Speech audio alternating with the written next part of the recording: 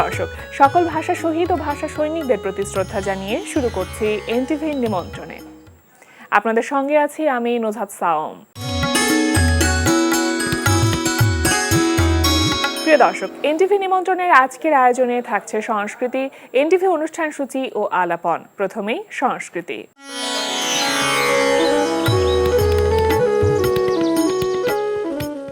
Gallery Keir website gallery কায়া contemporary art সেন্টারে অনুষ্ঠিত হচ্ছে ৭৯ জন শিল্পীর ৩৫৫টি চিত্রকর্ম নিয়ে আর্ট এফোর্ডেবল ফেস্টিভ্যাল। দর্শক, আপনি চাইলে ওয়েবসাইটে ব্রাউজ করে ফেস্টিভ্যালের ছবিগুলো দেখে নিতে পারেন। ফেস্টিভ্যাল চলবে ২৮ ফেব্রুয়ারি পর্যন্ত। এবার এনটিভি অনুষ্ঠান সূচি। এবার জানিয়ে দিচ্ছি এনটিভির আজ রাতের বিশেষ বিশেষ অনুষ্ঠানগুলির সময়সূচি। সন্ধ্যা ৬টা ১৫ থাকছে সমসাময়িক বিষয় নিয়ে অনুষ্ঠান সংলাপ প্রতিদিন।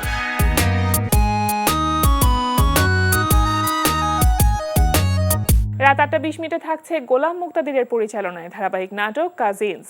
বিয়ে দিয়ে দাও, যখন ঘাড়ের উপর সব দায়িত্ব এসে পড়বে তখন অটোমেটিক্যালি ঠিক হয়ে যাবে। কিন্তু প্লিজ এই কথাটা যে আমি তোমাকে বলেছি এটা ভাইয়াকে বলতে চেও না, তাহলে আমার আর কোনো রক্ষে নেই। তোরে অত্যাচার করে কেঠায়? কার এত বড় সাহস? কি লেগে অত্যাচার করে? হ্যাঁ চল, আমি মাহফুজুর রহমান মফিজ, আমার মায়ের অত্যাচার করে কেঠায় তোর জামায়ে ও টেঙ্গি আমি ভাঙ্গে ভালাম না। রাত ৯টা ৩০ থাকছে মোহাম্মদ নুরুজ্জামানের পরিচালনায় Mumtaz herbal presents secret beauty expert.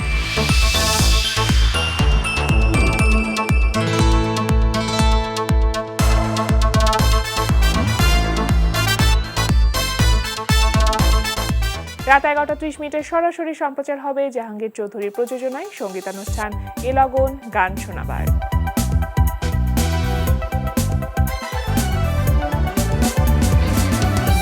এই ছিল এনটিভির আজ রাতের বিশেষ বিশেষ অনুষ্ঠানগুলির সময়সূচি। এবার আলাপন। প্রিয় দর্শক, আমাদের আলাপনের আজকের অতিথি সঙ্গীত শিল্পী ও সঙ্গীত পরিচালক কাজী শুভ। শুভ সকাল। শুভ সকাল। কেমন আছেন? আলহামদুলিল্লাহ, চলে যাচ্ছে। অনেকদিন পর আপনাকে পেলাম। সবকিছু মিলিয়ে আসলে গানের সাথে ব্যস্ততা তো বেশ ভালোই যাচ্ছে এবং নতুন একটি গান আসছে আপনার মনের লাইনে আয়। কেমন সাড়া পাচ্ছেন? যদিও খুব বেশি দিন হয় নাই রিলিজ হয়েছে, অনলি একদিন রিলিজ হলো, তো সেই হিসাবে খুব ভালো। অলরেডি যে বিষয় নিয়ে গানটা করা, মনের লাইনে আয়, অনলাইনে থাইকা বন্ধু মনের লাইনে আয়, মানে অনলাইনে না থেকে আমার মনের লাইনে আসে আর কি, বিষয়টা এরকম।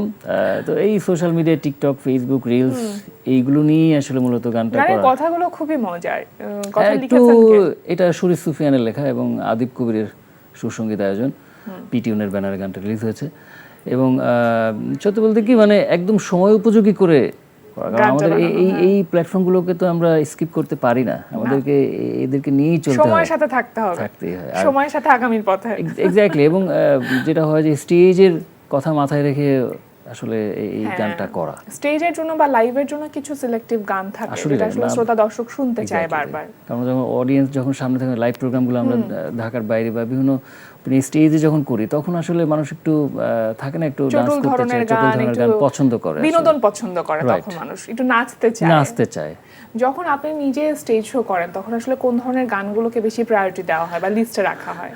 আসলে আমার খুব ইচ্ছা করে যে আমি অনেক গান গাই স্টেজে, এটা আমি পার্সোনালি আমার গাইতে ইচ্ছা করে। তার মধ্যে থাকে না, আমার সব গানও কিন্তু অনেক আছে, কিছু বিচ্ছেদ গানও আছে, লোকঘরানার, এগুলো খুব গাইতে ইচ্ছা করে। কিন্তু দেখা গেল যে আমার আগে স্টেজে উঠে যদি অন্য কোনো শিল্পী তারা ওই স্টেজটাকে ওই গরম করে নেমে যান, তখন আসলে আমি যদি চাইও যে একটা সফট গান শুরু করলাম, কিন্তু অডিয়েন্স কিন্তু তখন বলে যে ভাই গরম গান করেন, কিচ্ছু করার বাধ্য হয়ে তখন আমার এই ধরনের গানই করতে হয় আসলে। বা আয়োজক যারা থাকে তাদেরও মনে হয় রিকোয়ারমেন্টস একটু অন্যরকম। হ্যাঁ, যদি আসলে সবাই আসলে চায় যে, তখন আয়োজকরাও চিন্তা করে যে স্টেজটা সাকসেসফুল হতে হবে, মানে তাদের সবারই এইটাই চিন্তা যে দর্শক আনন্দ করলো, মজা করলো, সাথে সাথে গাইলো, ডান্স করলো, তখন এটাকে আমরা ধরে নিই যে এটা successful program. So that's why আসলে আমাদের ওই বিষয়টা আমি চাইলেও আসলে আমার কিছু করার থাকে না, তখন আমাকে ফার্স্ট বিটের গানগুলো সেই জায়গা থেকে কিন্তু মনের লাইনে আই আমার কাছে মনে হয় যেটা একদমই তাই, স্যুট একদমই করবে তাই, আসলে। একদমই তাই। এই গানের পরিকল্পনা কবে থেকে করছিলেন, মানে কতদিন সময় নিয়ে পুরো কাজটা শেষ করেছেন? আসলে এইটা একটু অন্যরকম বিষয় হয়েছে, কারণ আদিবের স্টুডিওতে আমি এমনি অন্য একটা কাজের পারপাসে গিয়েছিলাম। তো তখন আদিব এই গানটা ও প্লে করলো স্টুডিওতে, বললো যে ভাই একটা নতুন গান করছি, একটু শোনেন। সো যখন শুনলাম, শোনার পরে আমি নিজে থেকে বললাম যে আদিব, যদিও মানে একটু সাংঘর্ষিক, বাট আমি এই গানটা গাইতে চাই। এবং ফাইনালি ও বললো যে ভাই সিরিয়াসলি আপনি গাবেন? আমি তো অবশ্যই গাবো। পরে আমি গানটা করলাম এবং ফাইনালি আমরা আশা করছি যে এটা ভালো একটা জায়গায় পৌঁছাবে। কতদিন আগে রেকর্ডেড হয়েছে এই গানটা? এটা রেকর্ড হয়েছে প্রায় আরো 3 মাস আগে। ও কিন্তু এই যে কারণ এই গানটা যে ধরনের গান, এটার জন্য অবশ্যই একটা বিগ অ্যারেঞ্জমেন্টের মিউজিক ভিডিও প্রয়োজন। ওই প্ল্যান করতে করতে করতে আমি চেয়েছিলাম যে এই সিজনটা আমরা স্টেজ শো এর তো এখন সিজন চলছে অলরেডি, মার্চ পর্যন্ত, ফেব্রুয়ারি মার্চ পর্যন্ত চলে, যদিও এইবার আমাদের রোজা চলে এসছে। তো আমার টার্গেট ছিল যে ডিসেম্বরের শেষ নাগাদ গানটা রিলিজ করা, বাট আসলে ওই আয়োজন পরিকল্পনা করতে করতে দেরি হয়ে তারপর গেল। আমার কাছে মনে হয় ভালোই হয়েছে, নতুন বছরে নতুন গান। হ্যাঁ, নির্বাচনী গরমের মধ্যে একটু গরম গান ছাড়লাম আর কি। আমি দেখছিলাম যে মিউজিক ভিডিওটা খুব ডান্স ওরিয়েন্টেড, তো মিউজিক ভিডিওটা করতে গিয়ে কি নিজেরও ডান্স করতে হয়েছে? না, আমি আসলে মানে থাকে না যতটুকু প্রয়োজন, মানে ওই সুইংটা রাখা, কিন্তু তার মানে যে ডান্স করতে হবে তা না, বাট ওই সুইংটা তো বডিতে থাকতেই হয় আসলে। গানটাই আসলে একটু নাচের গান বা রিদমিক সং আমরা যেটাকে বলি। তো সেখানে এই যে ডান্স করবার আইডিয়া বা মিউজিক ভিডিওটা আসলে কেমন হবে, এই পুরো আইডিয়াটা বা কনসেপ্টটা কার ছিল? এটা আমাদের এক ছোট ভাই হাসনাইন, ও ভিডিও ডিরেকশন দিয়েছে এবং পাশাপাশি রোহান এবং বেলাল ভাই ওনারা কোরিওগ্রাফি করেছেন। সো সবকিছু মিলিয়ে না, মানে আগে বেশ কয়েকদিন রিহার্সেলও হয়েছে। ফাইনালি লোকেশনের বিষয় আছে যে আমরা কোন লোকেশনে করব, কারণ এই টাইপের গানের সাথে লোকেশনটা খুব জরুরি, যেহেতু একটু একটু শহরকেন্দ্রিক বিষয় বা থাকে না, তো সবকিছু মিলে ওই প্ল্যানটা অনেক দিন যাবত হয়েছে। তাহলে লোকেশন কোথায় ছিল? এটা মিরপুর 12-তে একটা রুফটপে একটা রেস্টুরেন্টে, প্লাস বনানীতে একটা হাউসে, মোটামুটি একদিনে 2 দিন মোটামুটি এটা শুট হয়েছে। বাবা, তাহলে তো ভালো একটা অ্যারেঞ্জমেন্ট ছিল, বেশ বড় অ্যারেঞ্জমেন্ট ছিল। গানটি প্রচার হবার আগে আসলে গানের প্রচারণার কাজটিও করতে হয়, সেটাও বেশ টাফ। মানে সেটা আসলে কতদিন ধরে করেছেন? আমরা মূলত এখন যেটা করি যে গানগুলো অডিওটা আমরা আগেই ব্যাক স্টেজে তুলে রাখি। ব্যাক স্টেজ মানে স্পটিফাই বা এই জাতীয় ফেসবুক, টিকটক, এই সমস্ত জায়গাতে আমরা আগেই যেন গানটা অডিওটা মানুষ পায়, মিউজিক ভিডিওটা পরে আসবে। তো তখন মানে থেকে হুক লাইনটা যেন পায়, হুক লাইনটা, রাইট। সো ওই হুক লাইনটাকে আমরা আমাদের জায়গা থেকে বেশি করে স্পেশালি রিলসে, ফেসবুকে, সমস্ত জায়গাতে, টিকটকে, এই সমস্ত জায়গাগুলোতে আমরা প্রমোট করার চেষ্টা করেছি এবং সারাও পাচ্ছি। এখন ওইটার একটা ক্রাইসিস তো তৈরি হয় যে কবে মূল মিউজিক ভিডিওটা আমরা দেখতে পারবো। তো তখন সবার মধ্যে কিউরিওসিটি তৈরি হয়, আগ্রহটা তৈরি হয়। তো এখন ছাড়লাম, এখন আশা করছি রেসপন্স তো ভালো পাচ্ছি আমরা। হ্যাঁ, মানে ইতিমধ্যে তো রিলিজ হয়ে গেছে, সুতরাং এখন পর্যন্ত যতটুকু রেসপন্স পাওয়া যাচ্ছে আমার কাছে মনে হয় সেটা বেশ ভালো। একটু গানটাকে আমরা শুনে নিব, দুটো লাইন। শিওর, যদি একদম নতুন গান, তারপর একটু করে শোনাই। হ্যাঁ। বন্ধু তোর দেখি আমি লুকাই তলে তলে, জাগে শিহরণ বুকে প্রতিটা স্কলে, জানি না কতজন তোকে রিঅ্যাকশন পাঠায়, কত লোক তোকে নিয়ে স্বপ্ন দেখে যায়। ও তুই অনলাইনে না থাইকা বন্ধু মনের লাইনে আয়, বন্ধু তোর টিকটক দেখায় আমার দিলটা চটফটায়। ও তুই অনলাইনে না থাইকা বন্ধু মনের লাইনে আয়, বন্ধু তোর টিকটক দেখায় আমার দিলটা চটফটায়। মজার গান। কিন্তু শুভ ভাই, আমার কাছে যেটা মনে হচ্ছে, মানে আমি আপনার কণ্ঠে যে ধরনের গান শুনে আসলে অভ্যস্ত, সেই জায়গা থেকে এটা একেবারেই আলাদা। মানে আমার কাছে এটা বিশ্বাসই হচ্ছিল না যে শুভ ভাই আসলে কি ধরনের গান করতে পারে, গান গাইতে পারে। এটা কিন্তু আমি কিন্তু এর আগেও চটুল গান অনেকগুলো করেছি, কিন্তু মানে এর আগেও যেরকম টিকটক, ফেসবুক, এই যে তো গান আমার কাছে লিরিক্স আসছে, কিন্তু আমি মনে হচ্ছে যে না, এটা মানে একটু মানে থাকে না লিরিক্সটা যাচ্ছে না, গোছানো হচ্ছে হওয়া না, উচিত। হ্যাঁ, হ্যাঁ।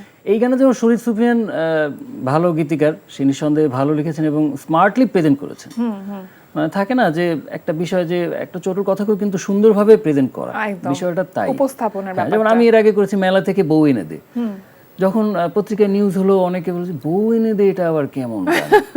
হ্যাঁ ও এটা হচ্ছে, কিন্তু ফাইনালি যখন গানটা রিলিজ হলো, এই সেই অংশুমান রায়ের সেই বিখ্যাত গান ওই মেলা থেকে বউ এনে দে, ওই লাইনটুকু নিয়ে হুক লাইন করে আমরা কিন্তু বাকিটা রবিউল ইসলাম জীবন আমরা সবাই মিলে একসাথে কাজটা করেছি।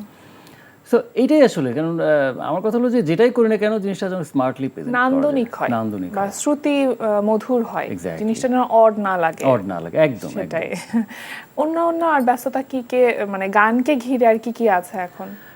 এই যে মোটামুটি আমরা তো মাসখানেক মাস দুয়েক হবে আর কি যে আমরা স্টেজ শো নিয়ে বেশ ব্যস্ত ছিলাম। এই সময়টাতে আসলে অন্য কিছু আমরা সাধারণত চিন্তা করার সময় থাকে না, স্টেজ শো নিয়েই থাকতে হয়। যদিও আমি নিজেও একজন ক্রিয়েটার, আমার ভালো গানের ক্ষুধা আছে সব সময়, এই গানটাও কিন্তু সেরকম একটা বিষয়। পাশাপাশি কিন্তু চেষ্টা করছিলাম যে সামনে স্টেজকে কেন্দ্র করে যে গানগুলো করা যায় কিনা, এবং সামনে যেহেতু আমাদের ঈদ চলে আসছে, ঈদকে কেন্দ্র করে আমাদের আরো বেশ কিছু গান করার প্ল্যান আছে। আচ্ছা, এবং সেগুলো একটু এইরকমই একটু এই ধরনের ফার্স্ট হবে। বিটের গান হ্যাঁ, হবে। মানে হ্যাঁ, তবে না যেহেতু সবকে সব যে উপলক্ষ হ্যাঁ করে- সব যে ফার্স্ট বিট তা না, এরকম ফোক গানও আছে তার মধ্যে। আসলে না, আমি যদি একটু সংক্ষেপে বলি যে আমি নিজেকে বলি যে আমি সুপার শপ হতে চাই, আমার কাছে সব থাকতে হবে। মানে মাল্টি ডাইমেনশন ব্যাপারটা যদি কোনো মানুষের মধ্যে না থাকে, তাহলে আসলে এই সময়ের জন্য টিকে থাকাটা বেশ টিকে থাকা কঠিন। আসলেই কঠিন। হ্যাঁ, সঙ্গীত শিল্পী হিসেবে আমরা একটা সময় বলতাম এই কথাটা, বা এখনো হয়তো অনেক সময় বলে থাকি যে আসলে কি সার্ভাইভ করা যায় কিনা প্রফেশনালি শুধুমাত্র সঙ্গীত শিল্পী হিসেবে। এই প্রশ্নটা কিন্তু এখনো চলে যায়নি। তো কি মনে হয় যে এতগুলো বছর ধরে যে এই সঙ্গীতাঙ্গনে পথ চলা, সেটার সিদ্ধান্তটা কি সঠিক ছিল, না কোথাও কোথাও এসে একটু ধাক্কা খেতে হয়? সেটা তো করতেই হয়, কারণ যায় দিন ভালো আসে দিন খারাপ, একটা প্রবাদ তো আছেই। কিন্তু ওই যে সময়ের সাথে তাল মিলিয়ে চলার একটা প্রবণতা, কিছু লোক অনেক কথা বলবে, তার মন্তব্য জানাবে, সবার টেস্ট তো আর একরকম না। না। কিন্তু আমাকে আমার এভারেজ চিন্তা করেই কিন্তু সার্ভাইভ করে যেতে হবে, যে আমি এখন কোন সময় আছে, এখন 2026, আমি যদি এখন 2009-এর চিন্তা করি তাহলে কিন্তু 10-এর চিন্তা করি তাহলে কিন্তু হবে না, আমাকে ওই চিন্তা করেই আগায় যেতে হবে। এবং বাংলাদেশের প্রেক্ষাপটটা না একটু আলাদা, যে ওয়ার্ল্ডের অন্যান্য দেশে যদি চিন্তা করি যে একজন আর্টিস্টের এক দুইটা গান জনপ্রিয় হলে তার আর হয়তো বা সারা জীবন আর কিছু করার প্রয়োজন নাই। না। কিন্তু বাংলাদেশের ক্ষেত্রে আমাদের মানে এই গানের শিল্পীদের প্রত্যেক মাসেই একটা করে গান সুপারহিট দিতে হবে, এরকম একটা টেন্ডেন্সি আমাদের থাকতেই হয়, নইলে মার্কেট থেকে হারায় যেতে হবে, মানে আলোচনায় নাই, মানে প্রচুর ফাইট করতে হয় আর কি। সো চলে যাচ্ছে, এখনো পর্যন্ত চেষ্টা করছি, চলতে থাকবে এরকম। দেখেন, আপনারা একটা সময় এসেছিলেন যখন তখন নতুন ছিলেন, এখন নতুন অনেক সঙ্গীত শিল্পী রয়েছেন, সঙ্গীত পরিচালক রয়েছেন, মানে অনেক সুরকার গীতিকার, সঙ্গীতাঙ্গনে নতুন মুখ এখন অনেক আছে, নতুন মেধা রয়েছে। সেই গানগুলো নিশ্চয়ই শোনা হয়, কিছু কিছু গান ভাইরাল হয়, কিছু কিছু গান খুব অল্প সময় থাকে আবার সেটা চলে যায়, আবার কিছু কিছু গান টিকেও থাকছে, হয়তো অল্প সময় নিয়ে তারপরে সেই গানটা মানুষের মধ্যে বেঁচে থাকছে। কি মনে হচ্ছে আসলে তারা কেমন কাজ করছে? নতুনদের অনেকেই তো আসছে, এবং মেধাবীরাই আসছে, কারণ এখন এই সোশ্যাল মিডিয়ার জামানায় যদি সত্যিকার মেধাবী না হয় সে কিন্তু আসলে টিকে থাকতে পারবে না।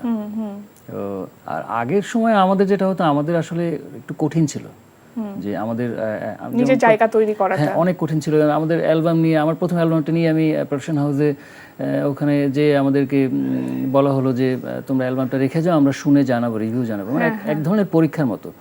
কিন্তু এখন মানে 8টা গান, 9টা গান, 9টা 10টা 8টা এরকম বিভিন্নভাবে সাজানো হতো। এখন তো একটি গান দিয়েই মানুষের এখন কাছে সিঙ্গলস পরিচিতি দিয়ে পাওয়া যায়, আসলে আগায় বা যেতে কভার সং দিয়েও হয়। কভার সং দিয়ে হয়। কিন্তু এই যে একটা গুড পয়েন্ট, যে কভার সং এইটা ইদানিং মানে একটা মানে নতুন শিল্পীদের মধ্যে একটা জিনিস কাজ করে, যে মানে নতুন মৌলিক গান না করে কভার গান করার প্রতি একটা প্রবণতা। এটা কিন্তু আমি বলবো যে এটা পজিটিভ সাইন না, এটা প্রত্যেকটা শিল্পীরই আইডেন্টিফিকেশন থাকা উচিত।